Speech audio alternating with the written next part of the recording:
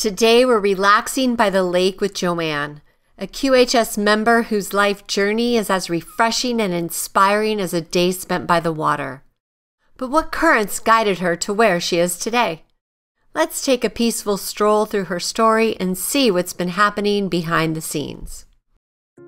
Hi, so my name's Joanne. I'm 62 years old. I was born in Quebec. So to French parents, was raised French, went to French school. And then when I was 6, my dad got a job in Ontario, so we had to move. So that wasn't too bad because I also had uncles that worked with my dad. So my cousins were coming along. So they did send a teacher at night to help me learn English. I knew 3 words: yes, no, and a swear word. That's it. Exactly. So we did move, my cousins as well, and we all lived next door to each other. So that was nice. It wasn't that bad of a transition. So I'm the oldest of 7 children. I have 3 brothers and 3 sisters. At that time, I only had a brother and sister. The other ones came along after. I remember it was a really happy childhood. We lived by the lake, so we did a lot of things. We rode our bikes all day, went swimming. We did make some friends, although they were pure English. And I remember feeling frustrated sometimes because they would ask me things and we'd try to play together and I didn't know what they were saying. So I just followed them. So we ended up that's the way I learned my English. So yeah, I did go to school. Made a lot of friends there. Found some more French people. At that time, there wasn't a lot of French people around my area. So went to primary school with my cousins. My cousins were always around. There was a funny part where they were 15 of them and they were all guys, except for my sister. And she liked to play with Barbies. So I did more of the guy thing. So I was precocious. I wasn't like a bad or mean kid, but I was always out there with them building forts, going on the little mountains and playing in the woods and stuff like that. So that was really nice. Then went to high school. That was a little different. I started feeling a little out of place. It's also a time where I got sick quite a bit. I was a heavier kid.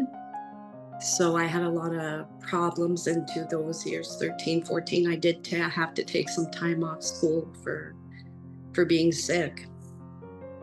So I didn't graduate right away. I left school. I was 17. I got married at 18, so very young. I had 2 children right away, and I kind of missed like all my friends going to college because I didn't get that chance. I was at home with the kids, which I don't regret at all, but it was still a little sad to see my friends keep going on, but I thought I'll just do it later, not a problem. Then when I was about 26, my father passed away. And that was a really hard time. My mom was a stay-at-home mom. My youngest brother and sister, we had 2 more sisters and 2 more brothers by then. One was 4 and the other one was 2.5. And he passed away from cancer. So they were basically the ages of my kids at that time. She got pregnant in her menopause, and I remember them calling a meeting to tell us. And we thought, oh, okay. You guys still do that? So anyways, so that was hard on my mom. The kids were really young, didn't quite understand it. Did what I could. I didn't live too far from them. I'm the only one that he saw married with children. So he never saw any of his other grandchildren. My mom decided to go back to work. She worked at a little bakery for a while. She didn't drive. But we were all close by, so we were able to help out. And the kids were raised they went to the same school. So a lot of the times they were in the same classes. So they were kind of raised as cousins. So that was pretty cool for them. And they would joke around, that's my aunt, that's my uncle. And it's like, yeah, right. So it was nice. We had a closeness there. By the time I got to be 28, so 2 years after that, I got divorced. So those times were a little hard. They were scary more than hard to be on my own. But the best thing I could have done, I had the kids. Everybody was close, brothers and sisters. It was a very close-knit family. So that worked out okay. We did have hard times. I did worry all the time about, making rent, making this. What do I do now? But I mean, it all worked out. As long as the kids were there, it didn't seem really all that hard. Again, we're very close. And then about 5 years after that, I met my partner. So that was nice. The kids, he accepted the kids right away. It was, we're still together. That was almost 30 years ago. We did have a son. And even though my daughter was 15 at the time and my son was 15, he was 13, I had a baby. Well, that was like a little doll for them. The girls would take him out. My daughter and her friends would take him out for carriage rides. That was like really cool. So they grew up really close. He's 27 now, soon to be 28. So they're all grown up. So now they have their own families. I have 11 grandchildren. I have 4 great-grandchildren because the older grandkids are having their families now. And I have one that's going to be on the way in about a month. So 5 grandchildren. So in between that, I mean, I never really thought about like health, or I did in the sense that I was always curious about, I always avoided doctors. So I was pretty lucky that way. I was always pretty healthy, or so I thought. But again, eating the standard American diet, didn't look any further, went to work, came back home, did what I had to do. And then I got sick. So a couple of years forward, I think it was about 5.5 years ago, I think it is. Yeah. I ended up in the hospital. I had a kidney infection. Found out I was diabetic. So, okay. 3 weeks later, I find out I had cancer.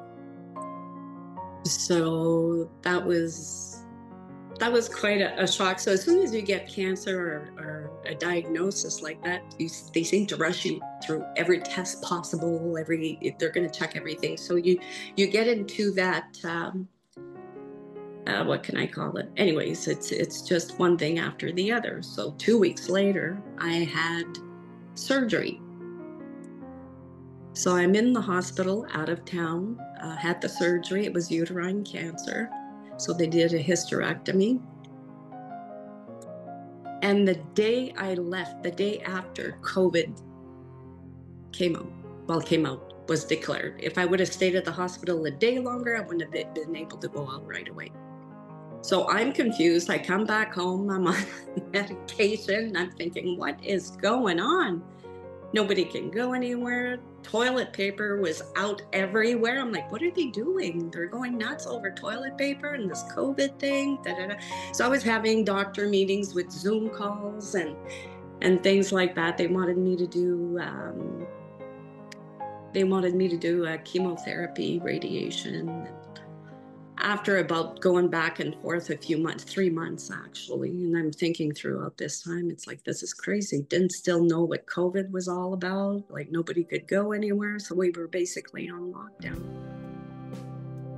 And I thought, well, you know what, at this point, and it took me a while to get to that decision. I thought, I don't know what's going on with this COVID thing. And if I get chemo or radiation, what's that going to do to what's left of my immune system? So I decided not to take it. So I healed. It took quite a while. I healed. I was at home. Changed a lot of things. Changed my diet. Really took it seriously. Even with the being diabetic, I didn't know. So how would I watch anything?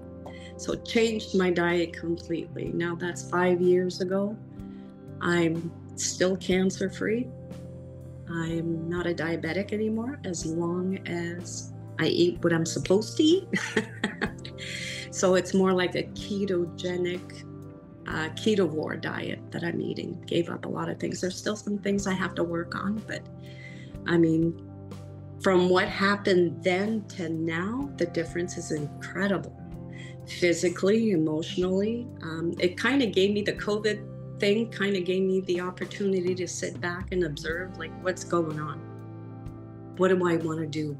What's important to me? And we, it was me and my husband, my partner, really brought us down to what's important. So now here I am. I do have a few more issues, but they're not related to cancer or diabetes. I do have varicose veins, and those have become painful. But recently, since April, I believe I've had, they're doing some testing now. That takes forever. I have a lot of pain in my legs, and my veins are inflamed. They know that, no clot. But I am getting some scans done to see if it might be arterial damage. So in the meantime, because it was so painful, I work and I stand on my feet. So I did take a medical leave recently. I just couldn't do it anymore. Even though I shortened my hours a little bit, I couldn't stand on my legs all day. I can barely walk 20 feet before it really starts hurting. I've got to sit down for a bit. I'm able to do my stuff at home. Everything else is fine except for my legs. So, and that's when I got into with QHS. So not just 2 weeks ago, that was about 2 years ago. So I thought there's got to be a better way. It's not just about, the medication, which has all these side effects. And so I've always looked at like supplements and stuff like that. I've always been interested in that. And it did make a difference. With the Q-Touch that just came out, oh my goodness, I went without it one day thinking, well, it's not doing all that much. Yeah, after one day not having it and not having my V6 on me, I'm like, oh my God, where is it? I gotta charge it, get back on it, because it did make a big difference. And I've actually noticed in the past 3 days, I know Dr. Alfredo has made an update on the Q-Touch. Now I'm taking painkillers. Oh my God, I went from April taking nothing to having painkillers, even waking up during the night to take them.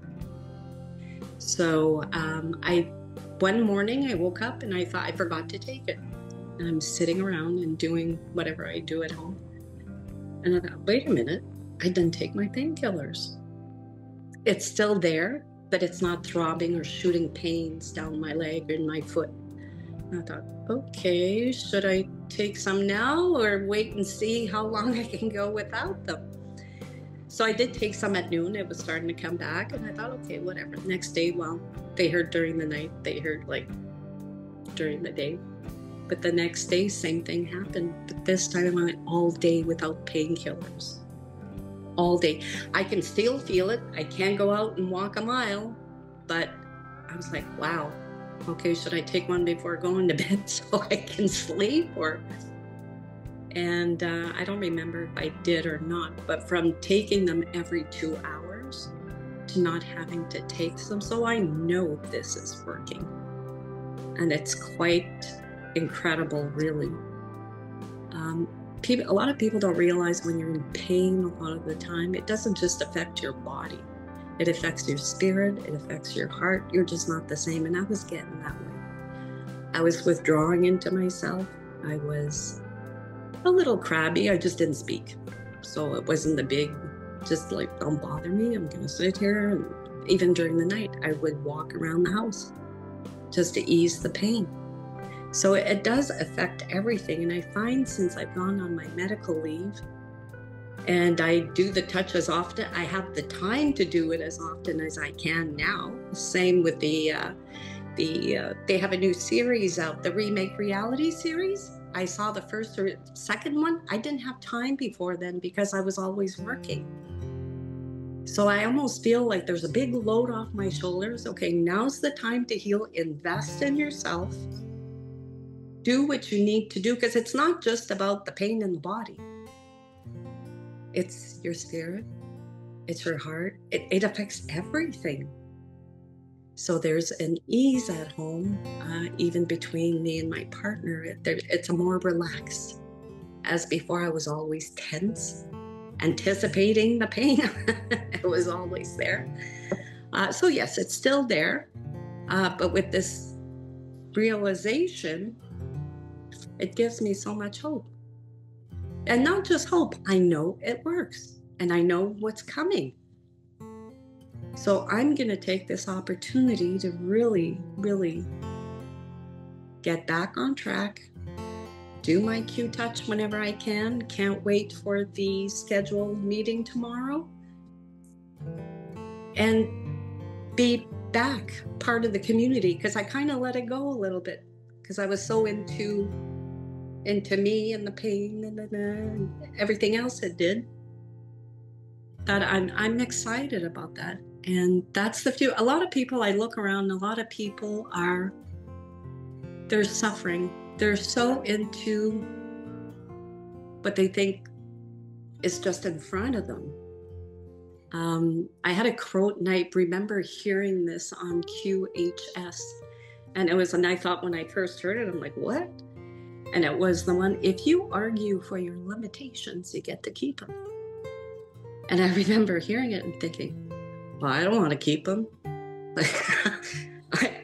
I never thought of it that way. And I see so many people, they've got the names of their diseases down pat.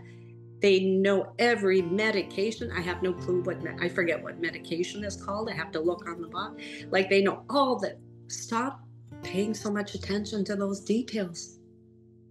And that's what I'm incorporating now. It's like, no, where's my joy? I can be in pain and still feel joy. I can be in pain because it's a process. It's not just one thing. It's a whole bunch of things that just fall into place. So I'm really excited for the future. I can't wait to hear about everyone's journeys. But I'm in it. And the thing is that I don't really talk about it to family. I did with my husband a little bit, and he thinks it's a little like, yeah, okay, woo-woo, like take your vitamins, do this. Because sometimes I'll sit on the couch with the Q-Touch and he'll be, what's that sound?